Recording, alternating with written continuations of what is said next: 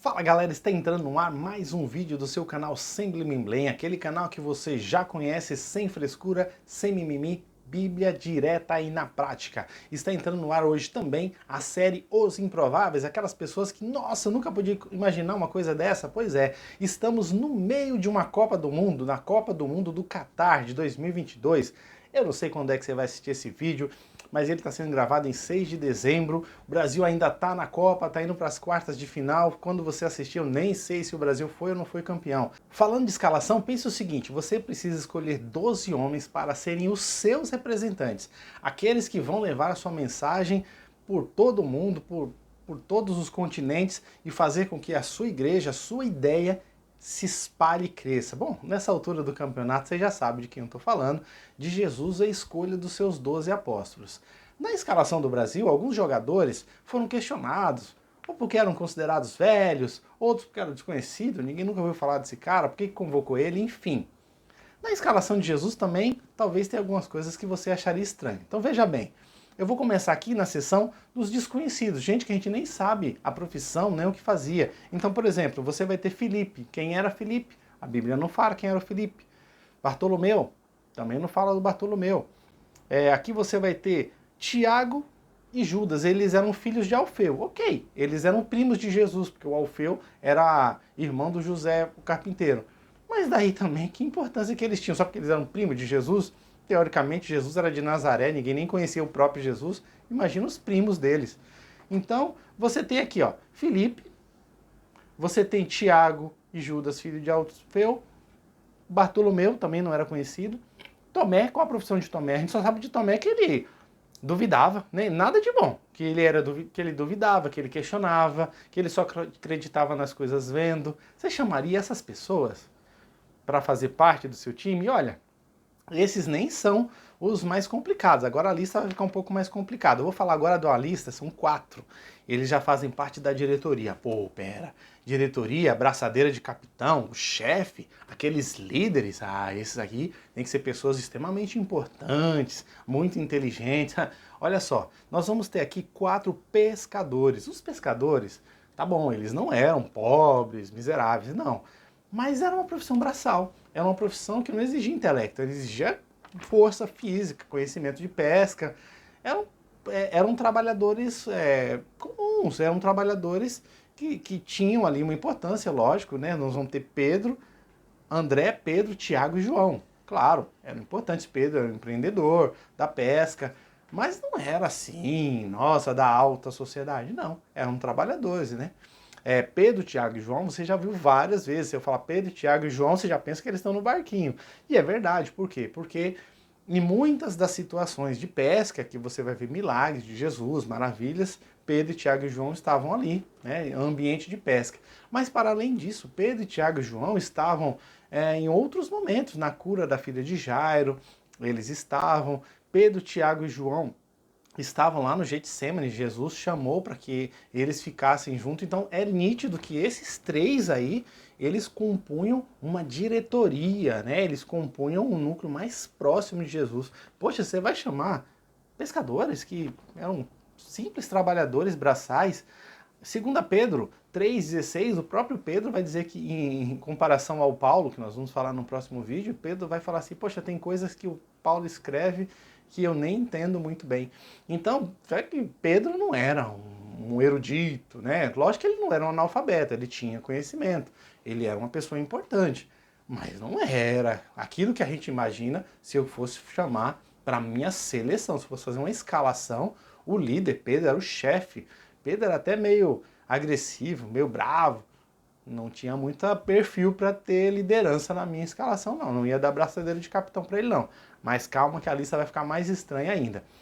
Nós tínhamos um outro lá chamado Simão o Zelote. Quem eram os Zelotes? Zelotes eram os radicais. Os Zelotes queriam se libertar do Império Romano na base da porrada, da agressividade, do soco, da violência. Eles queriam usar a força física para se libertarem.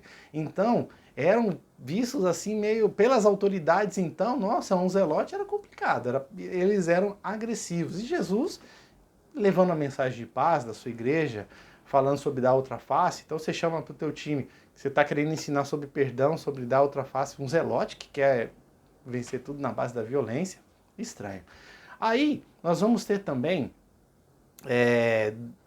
dois camaradas ali que aí sim vai começar a complicar. Porque veja bem, tem o Judas Iscariotes, que Judas Iscariotes ele era um ladrão. Ponto. A Bíblia vai dizer que ele pegava dinheiro da bolsa. Judas Iscariotes não era um cara lá essas coisas não. E tinha o Mateus, que era o cobrador de impostos. Gente, o cobrador de impostos, eu não vou dizer, a Bíblia não diz que o Mateus era um ladrão. Não diz isso. Mas existiam cobradores que eram ladrões, por exemplo, o Zaqueu. Né? O Zaqueu era também um cobrador de impostos e esse sim fala, olha, se eu roubei alguém, eu vou devolver 4 vezes mais. Então é aquele fiscal, eles recebiam dinheiro, os impostos do Império Romano, e aí uma parte ficava para eles. Então, eles eram ricos, eles tinham uma vida boa, mas os judeus não gostavam deles não, porque, pô, meu traíra, né?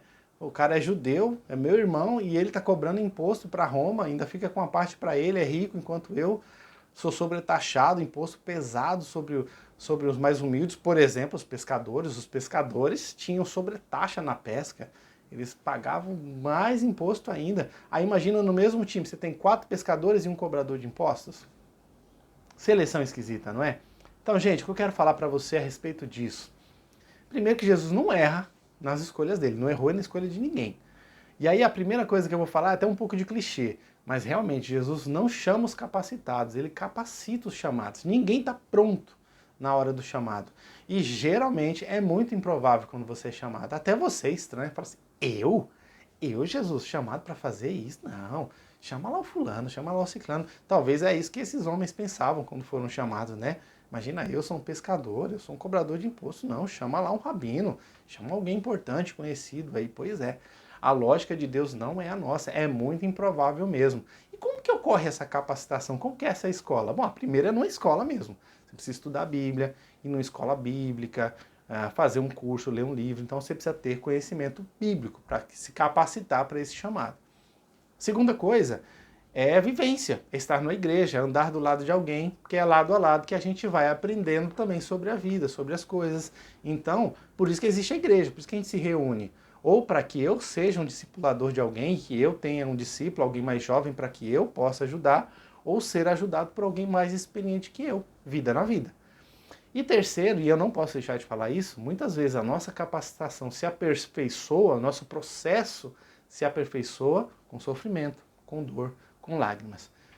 Experiências com Deus. Então é assim que a gente se capacita e se qualifica, né? É o processo de qualificação que só vai terminar no céu para aquele chamado que Deus deu para a gente. Segunda coisa que eu quero falar contigo é que você tem características específicas para um chamado específico, que talvez o outro lá, que tem até mais conhecimento que você, tem mais dinheiro, enfim, tem mais o que você acha que ele tem, não vai conseguir fazer aquilo que Deus tem para que você faça.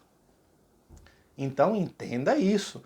Esses 12 discípulos aí que se tornaram os apóstolos, para cada um foi enviado, eles foram enviados para regiões diferentes, todos foram grandes homens de Deus, empregaram suas vidas, todos eles foram martirizados, e cada um, o mais rico falando com o mais rico, o mais humilde com o mais humilde, o zelote com os zelotes. Você acha que o Pedro vai conseguir falar lá com os cobradores de impostos?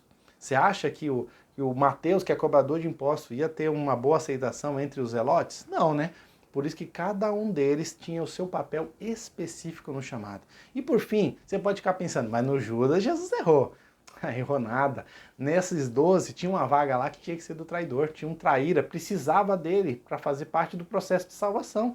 Jesus tinha que ser traído, ele sabia, não foi surpresa. Ele já sabia disso. Então, se eu tenho uma vaga para um traíra, quem que eu vou convocar? Um traíra. Mas só preste atenção numa coisa, mesmo Jesus sabendo que Judas seria um traidor, desde o início Jesus não tratou Judas diferente. Ao Judas foi dadas as mesmas oportunidades. Até quando Jesus manda os seus apóstolos lá e comissiona para que eles vão até as cidades, as vilas, expulsar demônios, fazer curas, essa autoridade que Jesus deu sobre seus discípulos, deu sobre Judas também. Então ele teve todas as oportunidades e ele decidiu trair Jesus e depois decidiu tirar a própria vida, né? Então foram decisões, a gente toma mesmo. Mas não acho que Jesus errou nessa escolha não, ele acertou direitinho. Gente, Eu não sei qual o chamado que Deus tem para você, mas talvez você está olhando para ele e fala assim, é muito improvável que vai dar certo. É improvável mesmo, mas se Jesus te chamou, ele sabe muito bem que você tem as características necessárias para esse chamado. E saiba que o chamado que ele chamou você, outra pessoa, nem o pastor mais qualificado do mundo, vai ser capaz de exercer. Gente, até o próximo vídeo. E não se esqueça, se inscreva no canal, acione o sininho, dê o seu like, compartilhe esse vídeo com mais pessoas também. Até o próximo vídeo, fiquem com Deus. Tchau, tchau.